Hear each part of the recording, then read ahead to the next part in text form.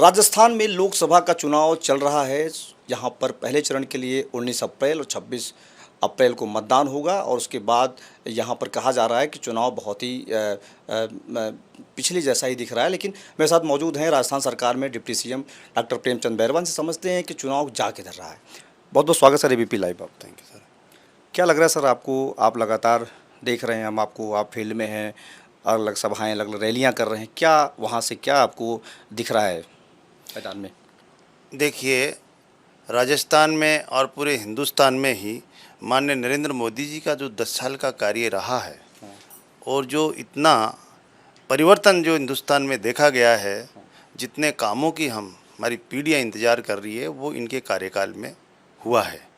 और इनके कार्यकाल में माननीय प्रधानमंत्री जी के कार्यकाल में एक भी कोई मंत्री कोई घपलों में या किसी भ्रष्टाचार में नहीं गया। बाकी पिछली सरकारों में जितनी भी सरकारें बनी उसमें मंत्री घोटालों में, भ्रष्टाचार में या तो जेल रहे हैं या उन पे केस चल रहे हैं। तो निश्चित रूप से पूरे हिंदुस्तान की जनता में माननीय प्रधानमंत्री जी के प्रति विश्वास है कि अगर विकसित भारत का सपना साकार करेंगे तो हमारे माननीय नरेंद्र मोदी जी करेंगे। इसलिए जनता को विश्वास है और ऐसा ही राजस्थान में देखने को मिल रहा है। आम जनता में माननीय नरेंद्र मोदी जी के कार्यकाल और उनके जो काम है उनके प्रति जनता विश्वास कर रही है और वो माननीय नरेंद्र मोदी जी और भारतीय जनता पार्टी में विश्वास कर रही है। क्योंकि भारतीय जनता पार्टी एक रीति नीति और संस्कार की पार्टी है। इसमें हर व्यक्ति को अपने अपने दायित्व के हिसाब से उसको काम दिया जाता है। निश्चित रूप से इसमें कोई छोटा न बड़ा, सब मिलके हम एकजुट होकर काम करते हैं। और जिस तरह से आपने देखा होगा यहाँ कांग्रेस का राजस्थान में हाल ये है कि यहाँ चुनाव लड़ने वाले टिकटार्थी जिनको देते हैं वो खुद ही मना करते हैं। तो इसका मतलब ये लग रहा है कि राजस्थान की जनता कांग्रेस को नकार चुकी है और भारतीय जनता पार्टी पे विश्वास हो रहा है। तो ये जिस तरीके से कांग्रेस वाले, अब आप डिप्टी सीएम आपसे पूछ लेता हूँ मैं, इस तरह से कांग्रेस वाले मैदान छोड़ करके 2-3 सीटों भागने का प्रयास किए, फिर उनको लाया गया, क्या लगता है आपको कि ये बीजेपी की नीतियों की जो वजह है, या वो लड़ना नहीं चाह रहे हैं, वो खुद मना कर रहे हैं मैं चुनाव लड़ना नहीं चाहता था? देखिए, भारतीय जनता पार्टी और हमारे यशस्वी प्रधानमंत्री राष्ट्र निर्माण और राष्ट्र नीति पे काम करते हैं।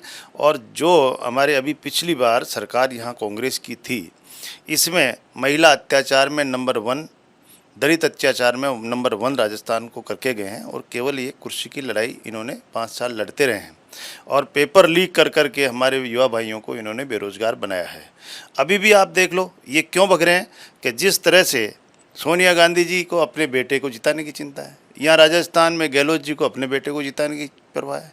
तो अब इनको परवाह क्यों पड़ रही है? ऐसे काम कैसे किया? अगर उन युवा भाइयों को, अगर उन बेटों को अगर ये साथ देते तो आज उनकी यह हालत नहीं होती।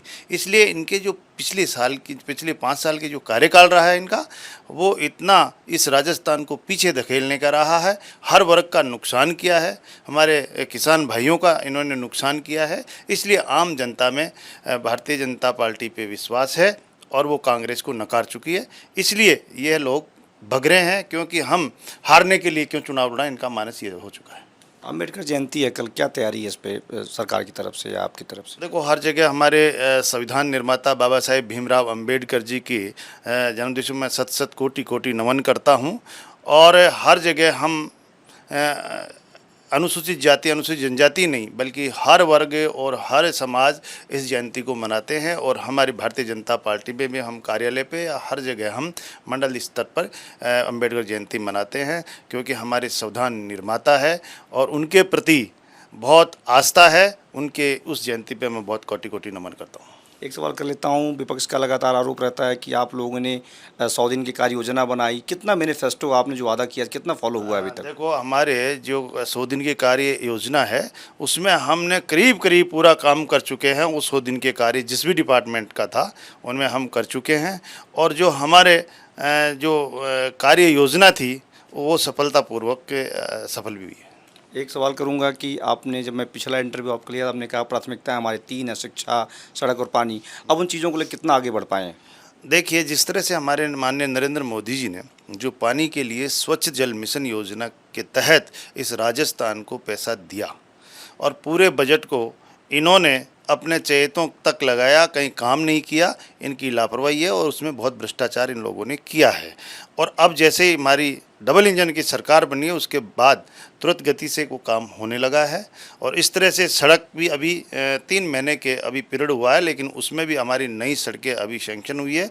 निश्चित रूप से सड़क, बिजली और पानी, बिजली भी पहले वाली हालत नहीं है, इसलिए अब डबल इंजन की सरकार है और हमारे यशस्वी मुख्यमंत्री जी हर चीज़ को, हर वर्ग को लेकर साथ चल रहे हैं और हर क्षेत्र में वो काम कर रहे हैं। अभी आप देख लो कि 3 महीने के अंदर ही उन्होंने बहुत आमूलचूल परिवर्तन करके दिखाया है। आप महिलाओं के लिए 450 रुपये में गैस सिलेंडर, और हमारे इसके गेहूं की जो एमएसपी है उसको इन्होंने 125 रुपये बढ़ाया है अभी।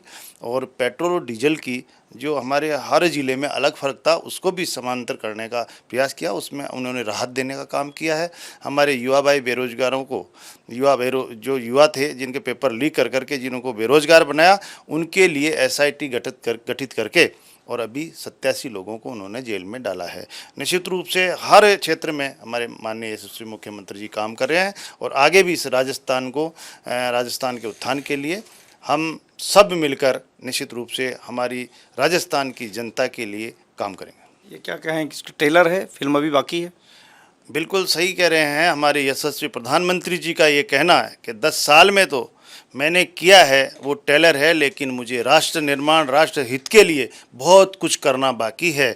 इसलिए माननीय नरेंद्र मोदी जी कह रहे हैं राष्ट्र निर्माण और राष्ट्र हित के लिए मेरा सहयोग करें, और वो सहयोग आम जनता करेगी तो निश्चित रूप से आगे इस राष्ट्र, हमारे जो भारत को विकसित भारत बनाने का उनका सपना है वो पूरा करेंगे। निश्चित रूप से ये हमारे प्रधानमंत्री जी की सोच और उनका विजन है। एक आखिरी सवाल, कितनी सीटें आएंगी सर? क्या आपको क्या लगा, क्या कह रहे हैं आप इस पर? देखिए, राजस्थान में हमारी 25 सीटें आएगी और ऑल ओवर हिंदुस्तान में कहें तो हमारी भारतीय जनता पार्टी ने एक लक्ष्य लिया है कि हम 400 पार करेंगे, इसलिए हम 400 पार का हमारा आंकड़ा है। 4 जून 400 पार? जी, 4 जून 400 पार।